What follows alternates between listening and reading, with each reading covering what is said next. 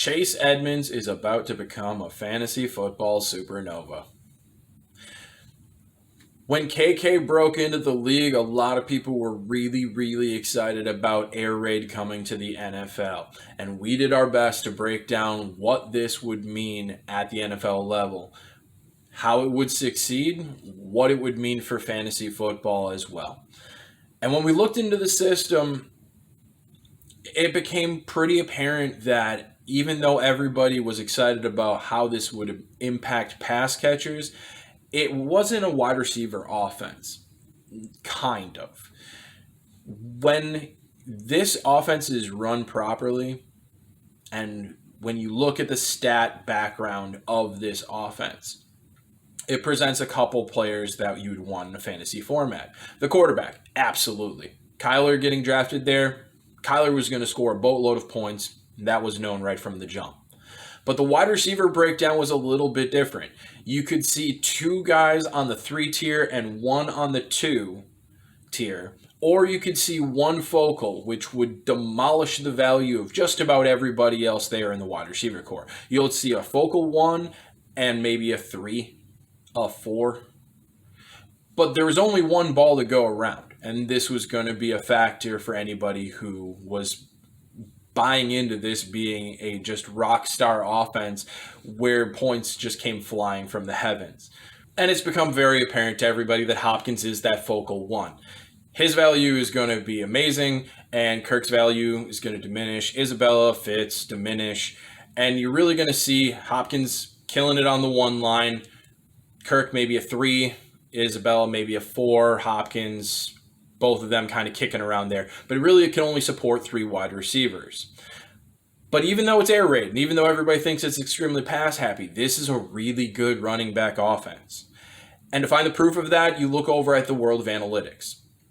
And analytics, they do not believe in it. There's a good group of people in the analytics movement who do not believe in a tight end. They don't believe in fullbacks. They want 4 wide, 1 running back, quarterback, 5 offensive linemen. And the reason for that is how you displace people from the box. It is believed that if you displace a certain number of people from the box and you have 5 in the box or 6 in the box, which is something that air raid can often force, that your running back will just simply average 5.3 yards a carry. It doesn't really matter who the running back is. He's going to average 5.3 yards a carry. To take it a step further, you really need a running back who's a speed power kind of guy. You want slashers. You want one cut and go. You want guys who can exploit that space as fast as possible. Quality vision definitely has the Jets and good power to finish the run. So when you looked at Arizona, they get this. This is why David Johnson was kind of relegated. He didn't really fit the system. But they brought in Kenyon Drake. Kenyon Drake, speed guy. One cut, slasher, fits the system. Edmonds was a holdover, and Edmonds also kind of fits this system. He's a little bit more of a gadget guy, a little bit more of a creator than he is a slasher power guy, but he still fits in with his good speed, his good acceleration. You look at the entire Arizona backfield now. Drake, Edmonds, Eno Benjamin, and Jonathan Ward. They're all the same type of guy. They're all slashers. So Arizona understands that you just keep packing your running back room with slashers, and you're going to get good productivity out of the running back group. And despite this being a positive position, the running backs in Arizona have kind of disappointed. I brought in Drake. I expected him to get pass catches, though. They've kind of broken the role into 2 parts. You have the runner and you have the pass catcher. And Drake is disappointed as the runner, been beat up all year, and Edmonds has been the pass catcher the whole time. 18 touches, 8 touches a game. 26. And now Drake is out of the way for a couple of weeks.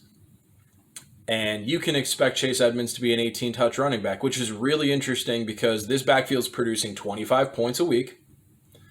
Chase Edmonds is going to get leaned on and have 18 touches. They're not going to take him off of the passing game because you can't trust the kids in Eno and Ward to handle that sort of a role at this point.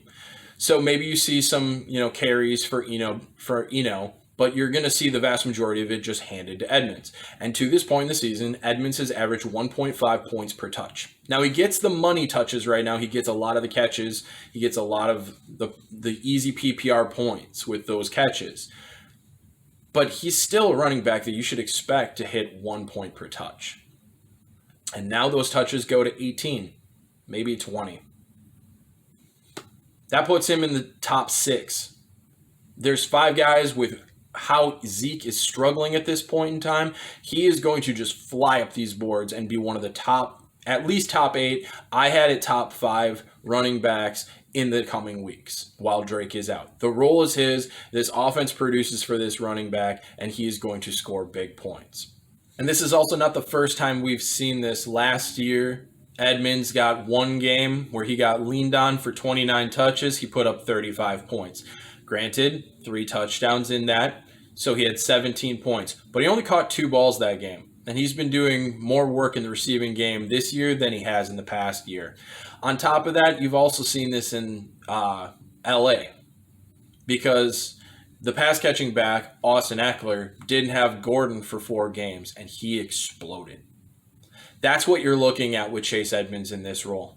Chase Edmonds is going to be a fantasy monster. If you had Mike Davis and he has lapsed, and you have Chase Edmonds now, you are not going to skip a beat, because this guy is going to score even higher points than Mike Davis did without Christian McCaffrey. That's how good this offense is for the running back, and that's how big this role is for Edmonds. Now, if you're looking for a dynasty league-wise going forward, it's unlikely that they will give Chase a big role in this offense, a 15, 16 touch role going forward. It's only a 26 touch backfield. So you're expecting 12, 13 at most, but you can expect Arizona's going to bring in another slasher somewhere in the draft. Paying Drake the $6 million doesn't cut it. Maybe they'll bring him back cheap and continue this 1-2 punch sort of thing. But while one of the top 2 is out, Edmonds is going to score. If Edmonds was out, Drake was going to do the same exact thing.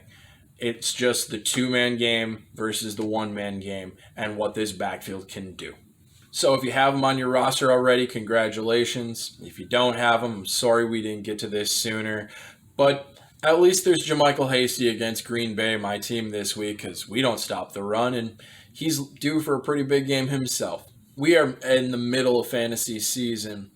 But before next year, we will be breaking down every single team, their offensive capabilities, what their system actually produces, and where are the spots that you can find players that have a chance of blowing up or have a chance of having a spike to their stats because of what has changed around them. We are a big believer in systems and understanding their capabilities, understanding their output, and how that opens up opportunity for backs and players in the fantasy football format. Something to look forward to as we get past this season to get you in position to win your league next year. Just go down below, hit subscribe, hit the notification button. There's going to be a lot of content coming out in this next year. We don't want you to miss it. I love you guys. We need you. Stay strong, and I'll see you on the other side.